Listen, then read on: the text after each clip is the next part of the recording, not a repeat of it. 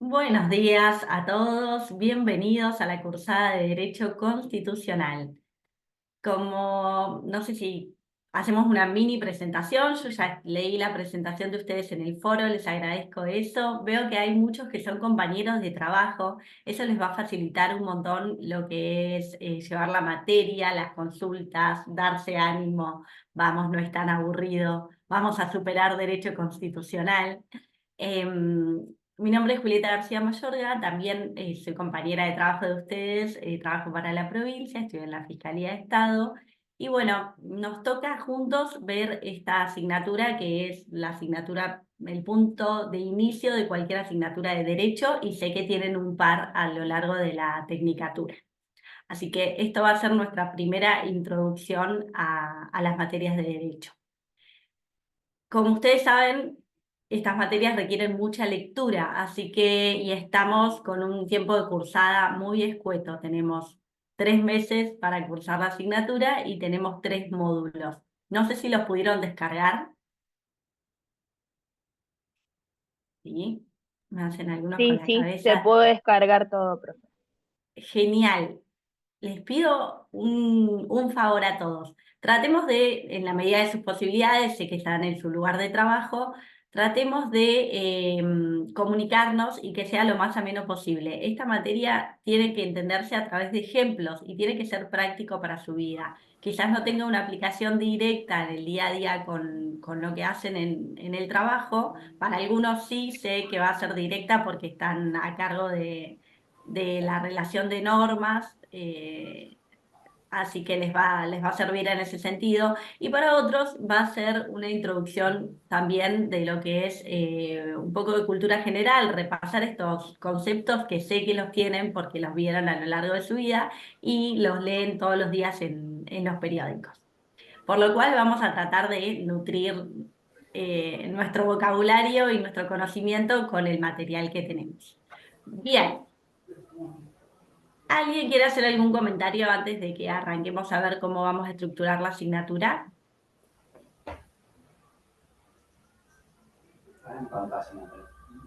¿Qué? Muy bien.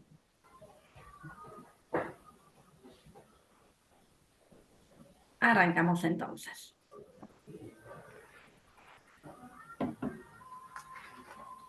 Bien.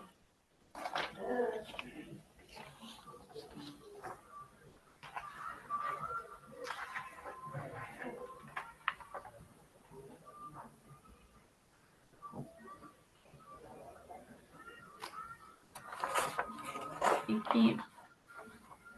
¿Ven bien ustedes? Yo veo muy chiquita la pantalla compartida. Ustedes ¿Se ve, pueden... se ve bien? Bien, perfecto.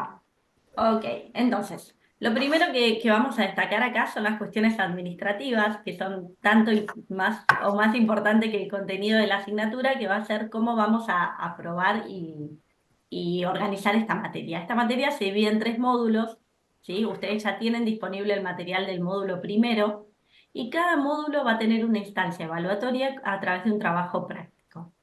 ¿Sí? Ese trabajo práctico tiene que aprobarse con 6 o más. ¿Qué pasa si, elaborado el trabajo práctico, no llego a los contenidos mínimos? Tenemos una instancia para rehacerlo, así que eso no se preocupen.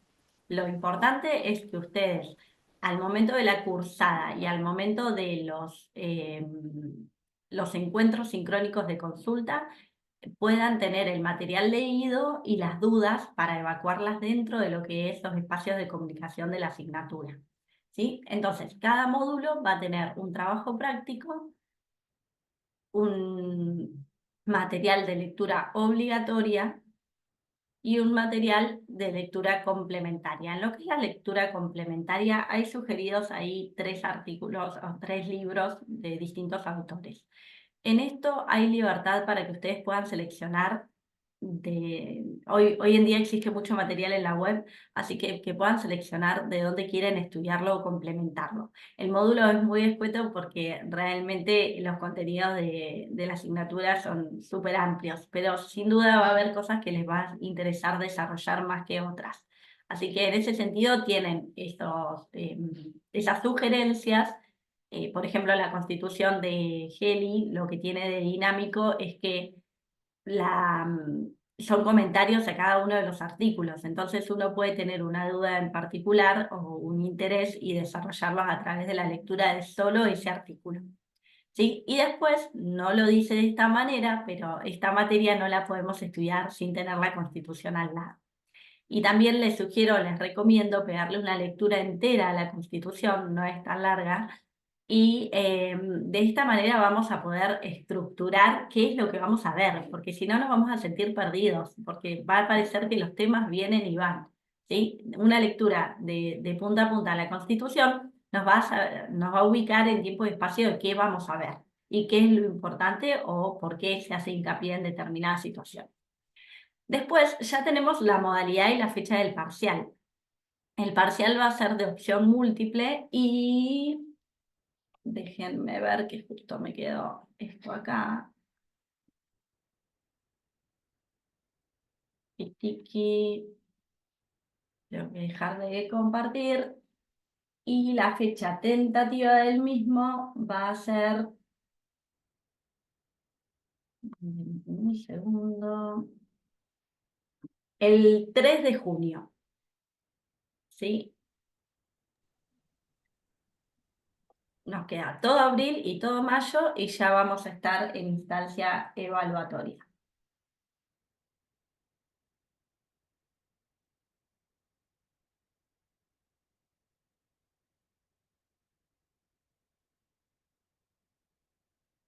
Mm,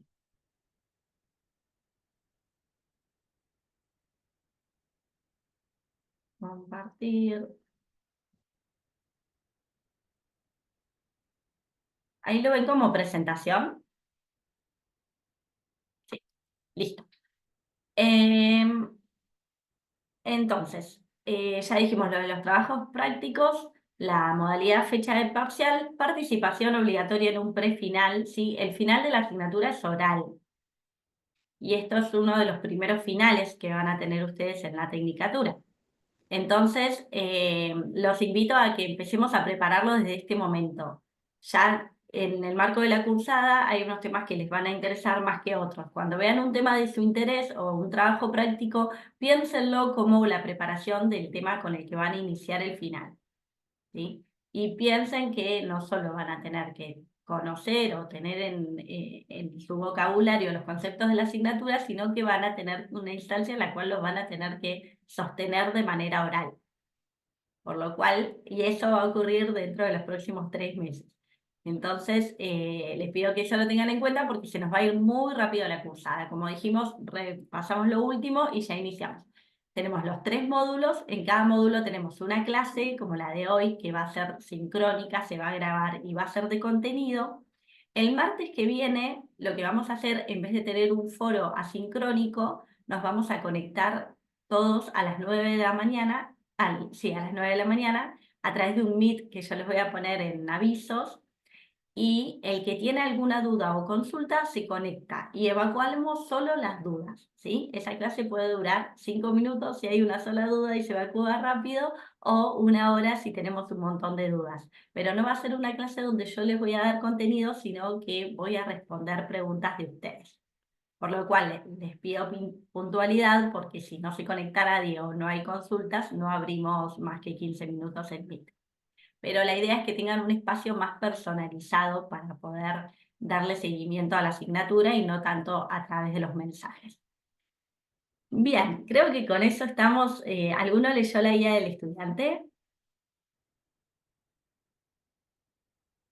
Vamos, vamos, que eso es lo único que tiene 4 hojas en esta asignatura.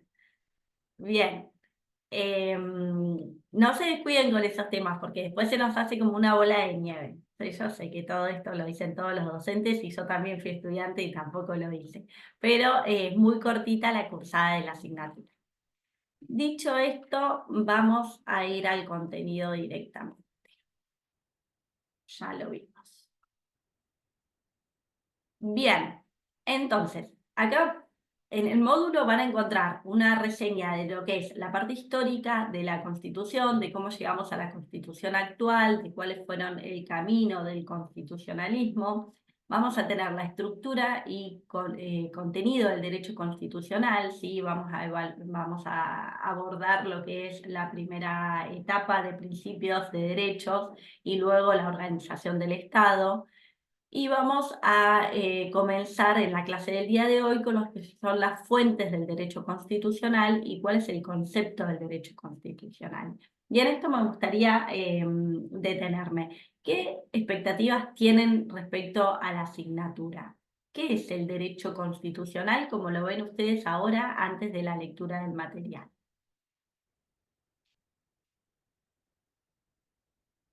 ¿Cuándo fue la última vez que estudiaron derecho constitucional? Yo creo que en el 2020. En el 2020, en la No, perdón. pandemia. Perdón, disculpe. En el 2002, perdón, me equivoqué. En el La última 2002. vez, más o menos, Eh, ¿Eso que fue en la secundaria? sí, puede terminando, finalizando. En el Bien, 98, bien. Estamos todos en periodo post-reforma, así que tranquilos que no cambió.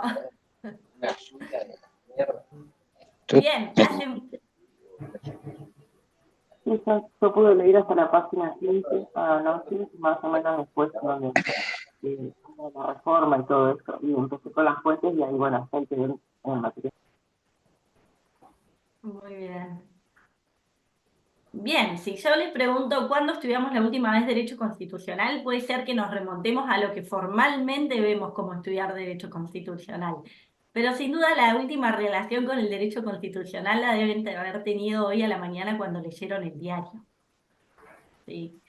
Sin duda, Derecho Constitucional está cada vez que prendemos un noticiero hoy por hoy, ¿sí? Aunque vamos a ver si realmente es derecho constitucional o no. Acá vamos a tratar de ser lo más objetivos posibles en ese sentido. Bien, entonces, para hablar de derecho constitucional, primero tenemos que saber qué es el derecho constitucional y por qué existe. Y eso ya lo saben todos ustedes, participen o no. ¿Por qué existe el derecho constitucional? Nos remontamos ahí sí a lo que era la Revolución Francesa, es lo primero que vemos como creación del derecho constitucional. Ahora vamos a hacer un repaso. Pero son estas normas fundamentales por las cuales se rige un Estado, ¿sí? Para la organización, tanto con los individuos como el Estado en sí. No solo regula la relación entre los individuos, sino del Estado en Profe, sí. Sí, profe, perdón. ¿podrían pedir que apague los micrófonos que se escucha mucho ruido? ¿No? Ahí estamos. Muy bien. Entonces, vamos a ver qué es lo que regula el derecho constitucional.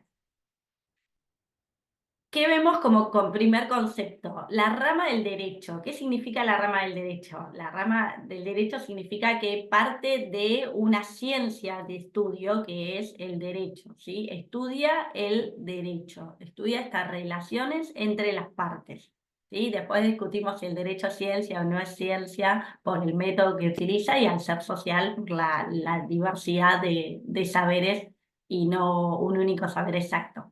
Entonces, que estudia una rama del derecho y, dicho por los juristas, es la rama principal del derecho, donde nace el resto de los derechos.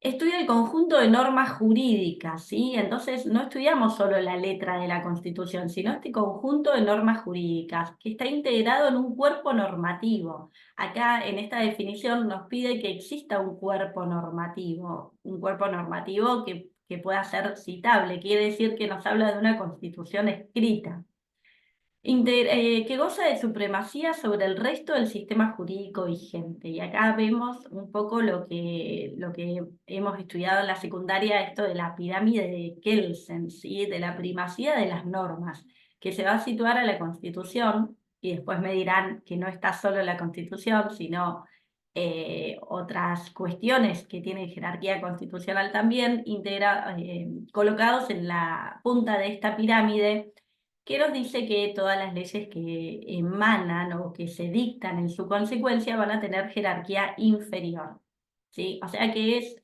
el sistema, la Constitución es quien lidera todo nuestro sistema jurídico y tiene los principios y bases para estructurar todo lo que se dicta en consecuencia o de manera constitucional a través del Congreso, a través de las constituciones provinciales. Ya vamos a ver un poco de eso. Entonces, regula las relaciones entre los habitantes de un Estado, ¿sí? Y su situación política frente al mismo, y también la organización y el funcionamiento del poder del Estado, ¿sí? Recordarán que tenías la Constitución ciertos esquemas donde regulaba cuáles eran las competencias o cuáles son las competencias del presidente, como cabeza del Ejecutivo, del Congreso como cabeza del Legislativo y del Poder Judicial. ¿Sí? Entonces, toda la base del derecho que ustedes conocen y que van a estudiar a lo largo de la tecnicatura se encuentra en la Constitución. Acá tenemos la opinión de ciertos doctrinarios, que la vamos a ver un poco más rápido, de cómo debe verse o cuáles son todos los segmentos que se encuentran dentro de la Constitución y que tenemos que evaluar. No solo lo escrito, sino por qué está escrito de esa manera. Y ahí encontramos que tenemos un elemento sociológico, ¿sí? Que es la costumbre constitucional, que la vamos a ver como fuente de derecho material. Un segmento ideológico, que son esta ideología que llevó al dictado de la Constitución. Si lo vemos en abstracto, ¿qué me dirían? ¿Qué podría ser un ejemplo de ideología constitucional? ¿Qué valor le inspira? ¿Cómo es nuestra Constitución?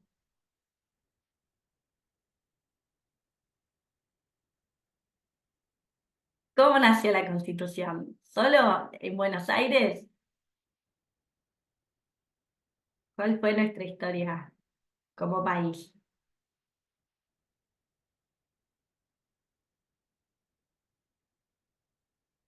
Vamos, chicos, somos de las provincias. Hubieron varias Modelo constituciones. Constitución de Estados Unidos.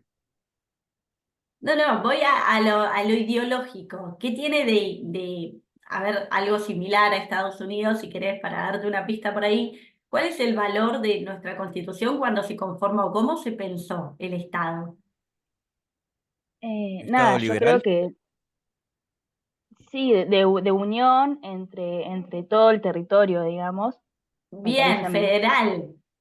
Federal, federal. o sea, como ideología, como lo primero que vemos un punto de partida es un Estado federal. Y después el segmento normativo, que ahora vamos a ver las fuentes formales del derecho. Vamos a ir y volver en distintos ejemplos de esto mismo, ¿sí? Pero acá lo que dice Quiroga Lavie, para cuando vean el material, es estas tres dimensiones en las cuales estudiamos la Constitución y estudiamos el derecho. El derecho lo estudiamos como las fuentes formales, lo que leemos, lo que está escrito, y también cuáles son estas ideologías que lo van marcando, que le dan fuente, y cuáles son las cuestiones sociológicas, que es cómo los ciudadanos interpretamos y actuamos en consecuencia de las leyes que tenemos. Bien, entonces, dentro de los conceptos de la clase de hoy vamos a ver esta definición de constitución formal y material. Y lo formal y lo material lo vamos a ver a lo largo de todo el estudio del derecho. Lo formal, como la palabra, hay mucho del material que es de sentido común, ¿sí? La constitución formal habla de la Hola, constitución que hola. conocemos, la constitución escrita. Hola, Emilia. Perdón. La Constitución escrita, la Constitución formal, este conjunto de normas, tanto el texto de la Constitución como las leyes que la complementan, ¿sí? Y después tenemos la Constitución material, que se establece con el conjunto de comportamientos, costumbres y la forma de actuar de la jurisprudencia, de la doctrina, ¿sí? Todo eso que no está escrito expresamente, pero son las bases para lo que está escrito.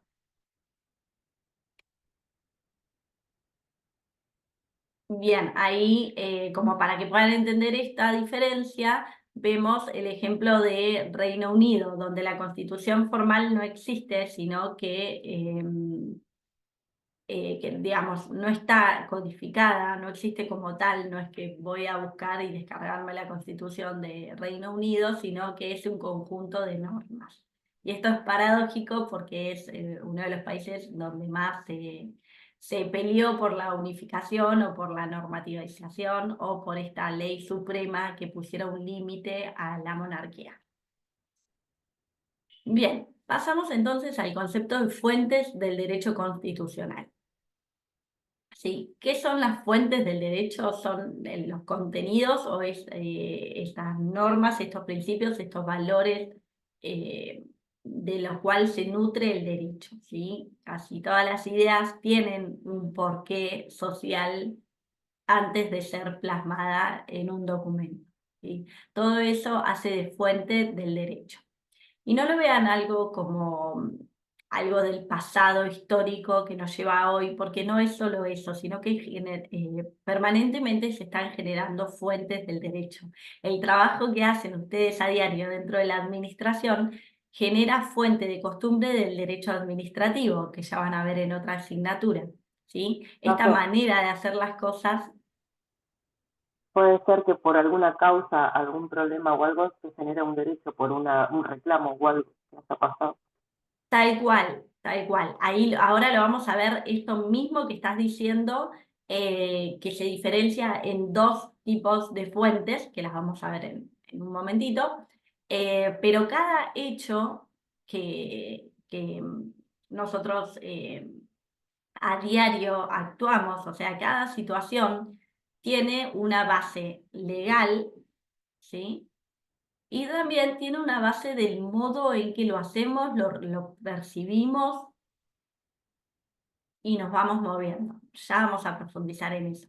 Pero cada accionar quiero que les quede ese concepto de que es fuente del derecho y que fuente del derecho no es solo irnos al papelito, sino que vamos generando derecho a través de la interpretación de la aplicación, de la forma en que, bueno, lo percibimos. Y también de cómo impacta la economía, la política y todo lo social dentro de los textos del derecho. Sí, entonces, las fuentes formales son las que pertenecen a la dimensión normológica, son estas normas como las conocemos. O sea, las podemos referenciar, las podemos leer, las podemos descargar, lo tomamos como el infoleg, ¿sí? Cuando queremos saber de algo o profundizarlo, lo encontramos ahí en un digesto, está estático, ¿sí? Y después las fuentes materiales son las que se desarrollan en la dimensión sociológica, en cómo interpretamos esto que hablábamos recién, ¿sí? Ahí vamos a ver todo lo que es la costumbre, los hechos puntuales que desencadenaron fuente del derecho, por ejemplo, un estado de sitio, ¿sí? Una huelga, ¿sí? Todo tuvo una primera situación desencadenante de una creación de derecho que luego fue regulado. Empezamos con las fuentes formales y como fuente formal vamos a tener en primer lugar el texto de la Constitución, ¿sí? El texto que finalmente está escrito y que luego de idas y vueltas quedó como el definitivo, junto con el texto de las reformas que se fueron dando, la última de ellas en el año 1994. ¿Sí? 30 años ya. Bien, entonces, también es fuente del derecho formal el preámbulo de la Constitución, que está lleno de los valores que inspiraron a la Constitución. ¿Y esos valores para qué nos sirven? ¿Sí?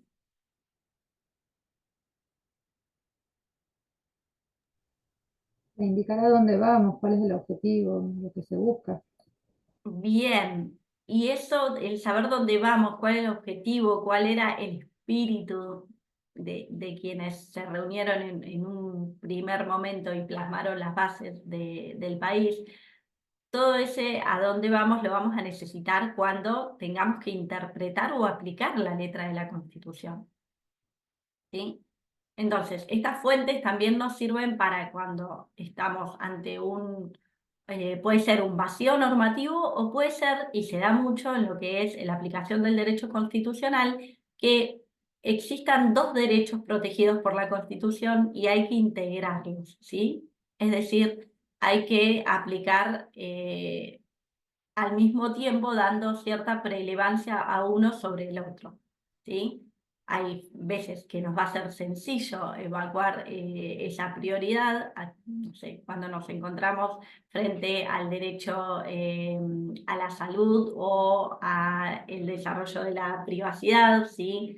Esto lo encontramos en muchos precedentes judiciales que hablan de lo que es la transfusión de sangre en ciertas religiones donde, digamos, no comulgan con la posibilidad de tener sangre de otras personas y eso atenta contra la salud, ¿sí? Hasta dónde el derecho a la vida, hasta dónde el derecho a la religión. Y después vamos a tener conflictos donde la paridad de derechos es más digamos, menos relevante en algún sentido, no sé si relevante es la palabra, pero la ponderación se encuentra en más cierta igualdad, en la cual va a ser de alguna manera difícil saber cuál va a predominar sobre el otro en el caso concreto.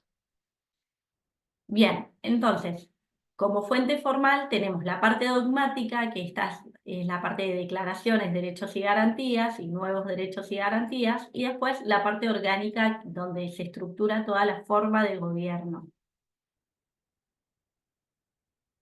Esta es una consulta, discúlpame. ¿Por Sí, qué se separan entre derechos, garantías y declaraciones y después los nuevos?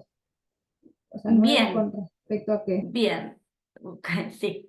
Nuevos con respecto a lo que fue originariamente el desarrollo del constitucionalismo, ¿sí? Ahora lo vamos a ver y el constitucionalismo tuvo diferentes o tiene diferentes etapas, ¿sí? La etapa inicial del constitucionalismo clásico, donde como cualquier, o sea, como fue la primera vez que se puso un freno al poder del Estado, lo primordial eran los derechos básicos, el derecho de libertad, el derecho de propiedad, ¿sí? Los derechos clásicos. Y después, fíjense, volvemos atrás.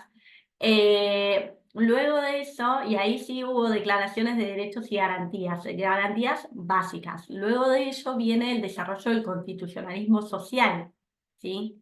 Este prevé un distinto rol del Estado con mayor intervención en cuanto a garantizar los derechos sociales, ¿sí? No solo un Estado que tiene que respetar las libertades, sino que promover o articular las medidas para garantizar ciertos derechos sociales. Y después se habla del neoconstitucionalismo, donde hay mayor desarrollo de otros nuevos derechos que se hablaban en ese momento, que es, por ejemplo, el derecho al ambiente, ¿sí?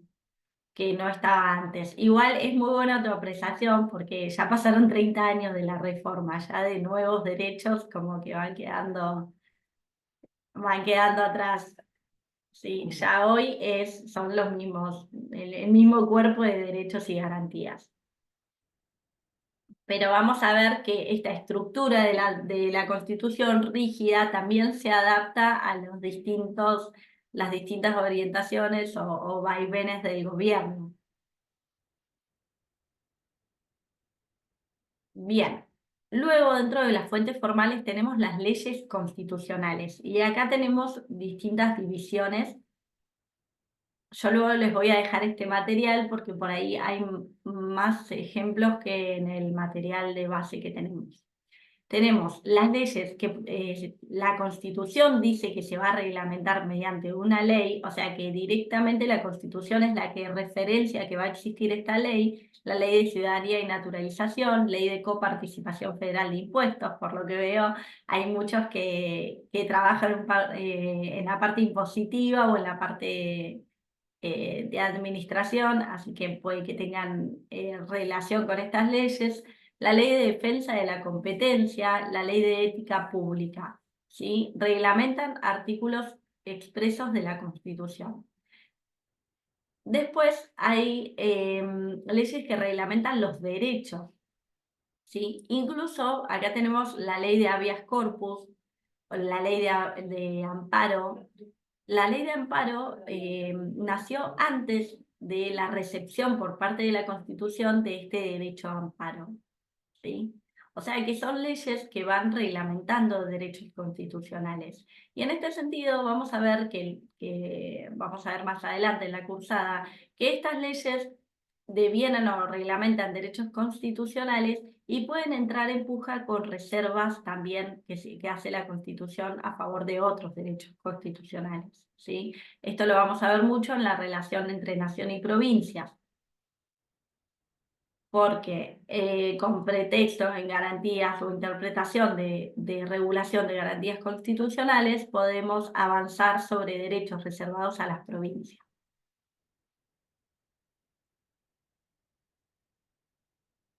También tenemos como fuente del derecho formal del derecho constitucional los tratados internacionales, y ahora luego de la reforma del 94 con jerarquía constitucional. ¿Esto qué quiere decir? Que van a ser como la letra de la Constitución, por más que estén separados orgánicamente a través de distintos textos. ¿Y por qué les parece que recepta esto como la letra de la Constitución? ¿Qué pasa con estos tratados que forman parte de la Constitución? Que son acuerdos con internacionales, con otros países, pues, ¿Sí? Son acuerdos internacionales. ¿Pero qué regulan? Derechos humanos. Bien, derechos humanos. Como preguntaba Emilia, estos nuevos derechos también están regulados a través de relaciones internacionales, de tratados internacionales. La comunidad internacional ha dicho, esto es lo básico que tenemos que respetar todos, ¿sí? Y tiene tal trascendencia esta circunstancia que la reforma decidió darle jerarquía constitucional. ¿Qué pasó? Al principio vemos que los receptados por la reforma son los tratados que atraviesan, regulan situaciones, digamos, de mínima protección de los derechos humanos, ¿sí? Que todos estábamos de acuerdo. Pero con el devenir de los tiempos, esta delegación en el Congreso ha generado la aprobación con jerarquía constitucional de tratados que luego han tenido derivaciones que pueden haber complicado cierta autonomía del Estado federal. Por ejemplo, tenemos fallos de la Corte que hablan de esta imposibilidad de remisión en un órgano jerárquico transnacional de lo que es la facultad de juzgar, ¿sí? La Corte Suprema en determinadas oportunidades ha establecido que es la última intérprete de la Constitución. Y esto va en puja con tratados internacionales que han suscrito la posibilidad de una cuarta instancia en la Corte Interamericana de Derechos Humanos. Por lo cual, estas tendencias a la regulación transnacional han tenido sus vaivenes dentro de la vía de la aplicación del derecho constitucional. Entonces, los tratados internacionales incorporados en el artículo 75, inciso 22, van a ser fuente formal y van a tener jerarquía constitucional, y también van a tener un procedimiento para que se incorporen nuevos tratados en tanto y en cuanto se cumplan con el procedimiento que establece la Constitución. ¿Esto qué quiere decir? Que le quita un poco de rigidez al texto constitucional, ¿sí? Sin una reforma podemos incorporar nuevos derechos e ir moldeando un poco lo que es la idea de constitución o el espíritu de la Constitución a través de tratados internacionales. Obviamente que no cualquiera va a tener esta jerarquía, pero al que le interese no sé, muy interesante estudiar estos casos de las pujas entre lo que es la autonomía de reserva de una determinada nación y estas delegaciones internacionales. De hecho, hay muchos estados que han renunciado a determinados tratados en pos de la aplicación de ciertas políticas internas del Estado. Bien. Entonces, para clasificarlos como fuente del derecho constitucional, tenemos tratados sobre derechos humanos que tienen jerarquía constitucional y tenemos el resto de los tratados internacionales que no van a tener jerarquía constitucional. ¿Se les ocurre algún tratado internacional que no tenga jerarquía constitucional?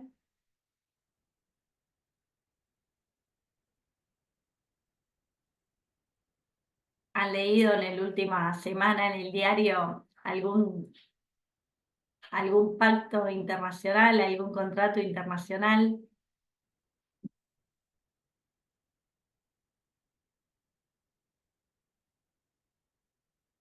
Les dejo de tarea.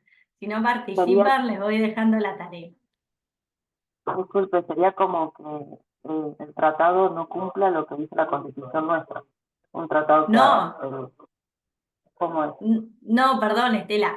No, no, no. No es que no cumpla con la Constitución, sino que hay tratados que van a tener una jerarquía igual que la Constitución y otros que se van a incorporar, ¿sí? Pero no van a tener la jerarquía constitucional. ¿Qué quiere decir? Que van a tener una jerarquía inferior a la Constitución, pero en muchos casos es superior a las leyes, ¿sí? Es para estructurar cuál va a ser la Superior, norma. claro, superior quiere decir de que, o sea, se le gana a nuestras leyes constitucionales, o sea que vale más la internacional. No, nunca va a valer más la internacional, ¿sí? Tenemos la posibilidad de que existan tratados con jerarquía constitucional, que eso significa que van a estar igual a tope, ¿sí? Si vemos la pirámide, en la punta de la pirámide va a estar la Constitución con estos tratados, ¿sí? Nada va a estar encima de la Constitución. No existe documento que esté encima de la Constitución. Pero sí, estos documentos que se incorporan, ¿sí? Que son de tratados de derechos humanos, lo dice expresamente, y esta concepción de derecho humano va creciendo, ¿sí? Se va adaptando a los nuevos tiempos, por supuesto, y después vamos a tener tratados internacionales que no van a tener esa jerarquía, pero van a ser sumamente relevantes para nuestra nación, sin tener esa jerarquía de constitución. Y después vamos a tener las leyes dictadas en consecuencia de la Constitución, las leyes nacionales dictadas por el Congreso, ¿sí? Más adelante vamos a volver sobre el tema jerarquía. Hoy estamos viendo lo que son las fuentes.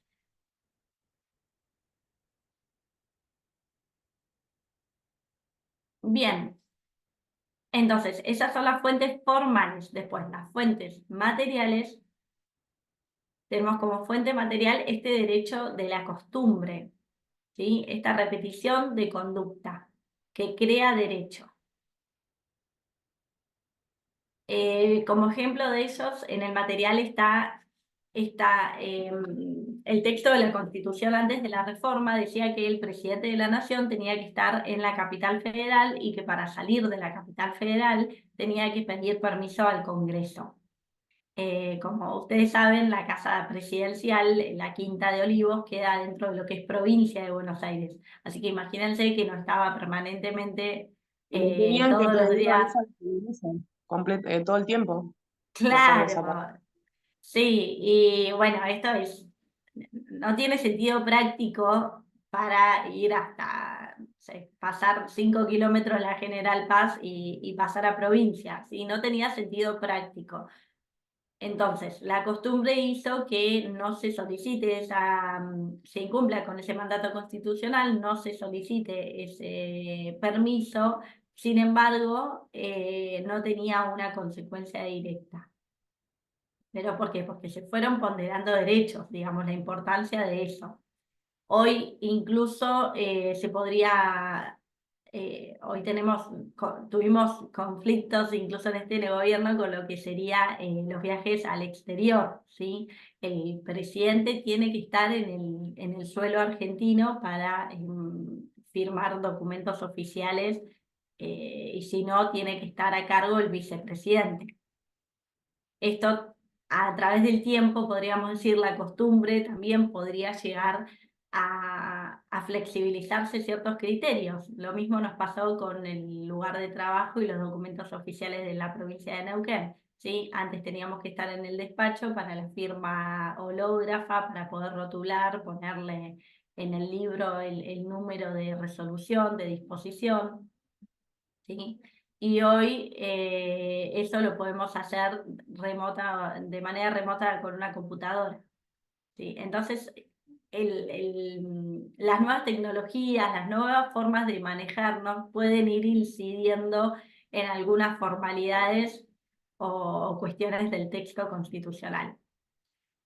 Otro ejemplo de costumbre lo puse ahí, el tema de las reformas constitucionales. Está la reelección que se estableció en 1994, antes no estaba prevista, y lo que hacía era que no solo el presidente no podía cumplir con 2 mandatos seguidos, sino que había una costumbre de no volver a postularse, ¿sí? Eso es parte de la costumbre, pero no tenía una prohibición en ese sentido.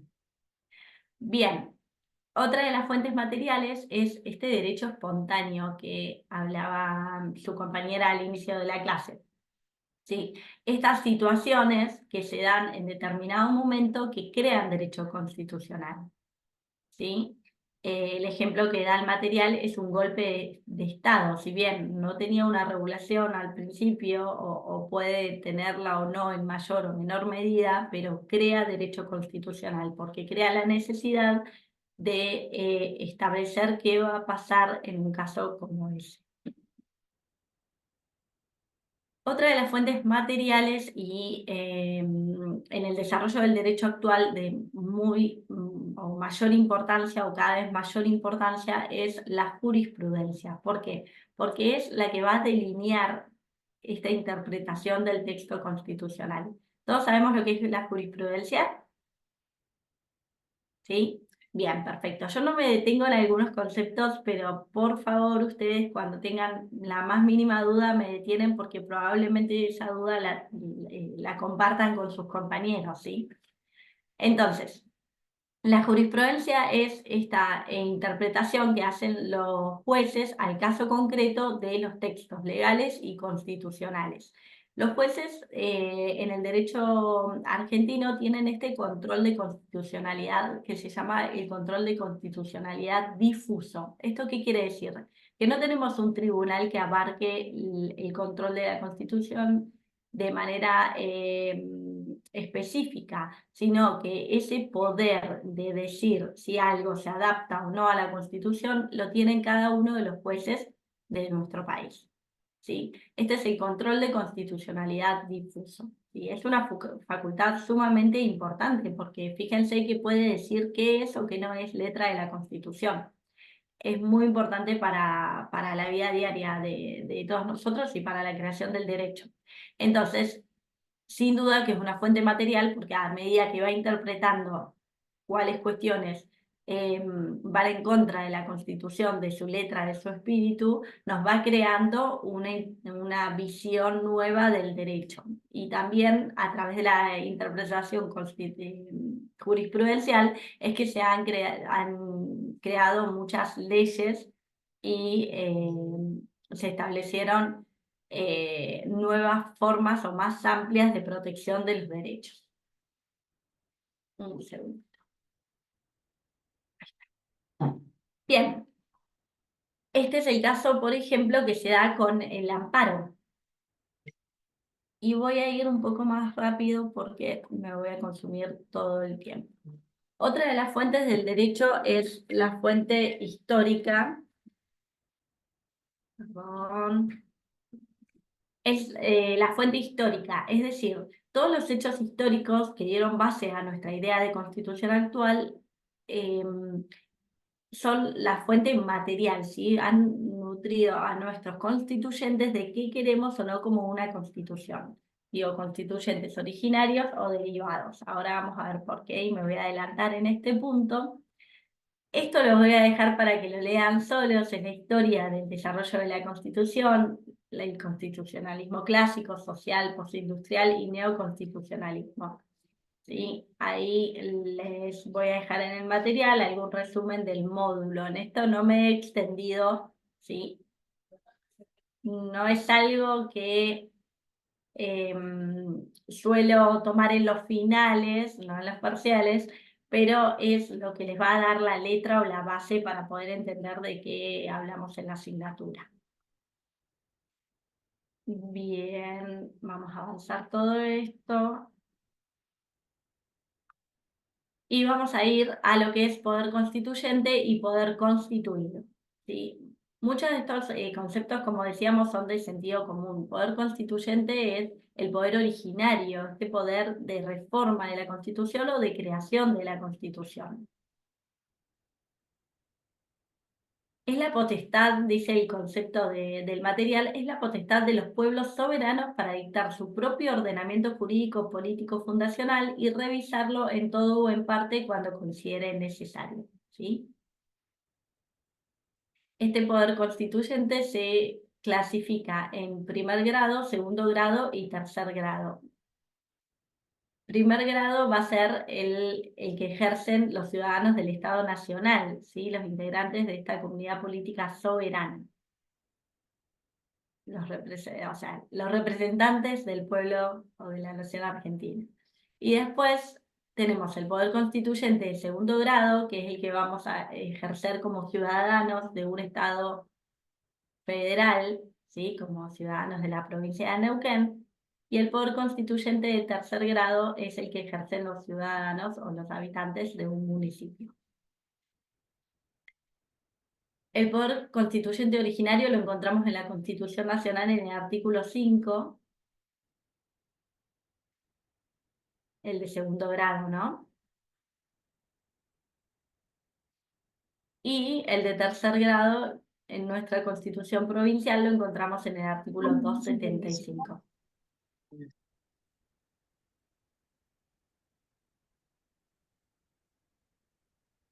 Entonces, ese es el poder constituyente originario, o sea, el poder de dictar las propias normas de organización política.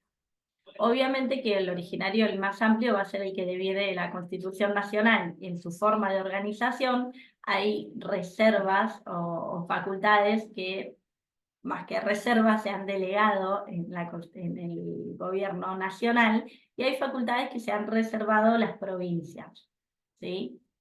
Entonces, esas facultades que se asignaron al Poder Nacional y la regulación de las mismas se hicieron de manera originaria. Y se mantiene ese poder de reforma de manera originaria. Y el derivado es el poder constituyente que se utiliza para poder reformar estos textos.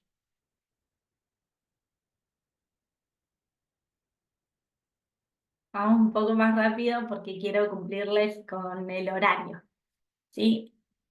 Entonces, acá les voy a dejar lo que dice el artículo 30 de la Constitución y cuáles son las formas en las cuales se puede ejercer este poder derivado y cómo se puede reformar, cuáles son los límites a la reforma, ¿sí? Acá veíamos, tenemos límites formales en cuanto a lo que es el texto, que se puede reformar o no. Hay autores que dicen que hay cláusulas pétreas o cláusulas inmodificables de la Constitución, y otros hablan del poder ilimitado de quien va a efectuar la reforma constitucional. Hoy hablar de poder ilimitado me parece que no se podría utilizar para ninguno de los textos, ¿sí? Porque hay valores que trascienden los textos legales o la posibilidad de reforma, los valores de justicia, los valores base de nuestra Constitución. Por más que se reforme, no se modificaría más que un poco el texto, pero no se volvería atrás con el reconocimiento de ciertos derechos. Después hay límites temporales, ¿sí? La posibilidad de reforma se abre por determinado segmento de tiempo. Cuando veamos derecho administrativo vamos a hablar de competencias temporales, ¿sí? Esta posibilidad de hacer algo en determinado tiempo. Si no lo hago en ese tiempo, se me cae la posibilidad de reformar. Y límites sustanciales que hablan del contenido que se puede modificar. Si ustedes recuerdan, en la reforma del 94 se establecieron cuáles son los artículos que se iban a modificar o cuáles son los temas que se iban a introducir. Fuera de eso no se puede reformar, ¿sí? Porque esta facultad de reforma van a ser de una ley del Congreso. Que es lo primero que vamos a necesitar, es esta etapa de declaración del Congreso, la necesidad de reforma, el detalle de los artículos, capítulos, secciones o temas, ¿sí? Puede ser que eso directamente no exista en la Constitución y se incorpora como un tema, pero se debate qué se puede o no modificar. No es que se le da una carta en blanco a estos miembros para que puedan reformarlo. Y obviamente que por más que se haya declarado la voluntad de reforma de ciertos temas, si no hay consenso, no se va a modificar. Y van a ver que no hubo consensos, o sea, si uno empieza a leer la discusión de los constituyentes del 94, van a ver que no hubo consenso en un montón de leyes que hoy nos complican la aplicación de determinados derechos. Por ejemplo, en lo que es la regulación de la personería jurídica indígena, no hubo consenso en determinar cuál iba a ser la naturaleza jurídica y hoy sigue siendo un tema de debate 30 años después. Después tenemos dentro de la reforma constitucional la etapa de revisión o consultiva, es donde trabaja la Convención Constituyente. La Convención Constituyente se reúne, se dicta un reglamento, se establece cuáles son las bases, la forma de trabajo. Y la etapa de ratificación, que es a través de la sanción de la ley de reforma, o sea, el texto final y la publicación en el boletín oficial. ¿Qué hace la publicación en el boletín oficial de las leyes? Marcan como el inicio, o sea, desde cuándo esa ley va a tener vigencia. Bien, perfecto. Es la comunicación a los ciudadanos y no puede ser obligatoria ninguna ley que no esté comunicada, ¿sí? Hay una presunción de que todos nosotros conocemos la totalidad de las leyes que existen, pero siempre a través de su publicación, como si estuviéramos todos leyendo el boletín oficial permanentemente. Bien, acá les dejo lo que son los antecedentes de las reformas constitucionales y cuáles son los límites impuestos por la Constitución a las provincias en el ejercicio del poder constituyente. Vamos a volver sobre esos temas más adelante. Último tema que quiero abarcar es el poder constituyente de los municipios, ¿sí? La idea de esta autonomía municipal es una idea que lleva más de 30 años, ¿sí? En el ejercicio y en el desarrollo y en el reconocimiento, pero fue incluida en la Constitución recién en el año 94. ¿Sí? Entonces hablamos de las clasificaciones, vamos a volver un poquito acá al artículo 123 de la Constitución, que dice que cada provincia dicta su propia constitución y tiene que asegurar la autonomía municipal y reglamentar el alcance y contenido del orden institucional, político, administrativo, económico y financiero. Fíjense que tiene un grado de detalle, o sea que la provincia tiene que garantizar esta autonomía municipal, y esta autonomía municipal comprende no solo el reconocimiento como tal, sino que tiene que tener autonomía política, administrativa, económica y financiera.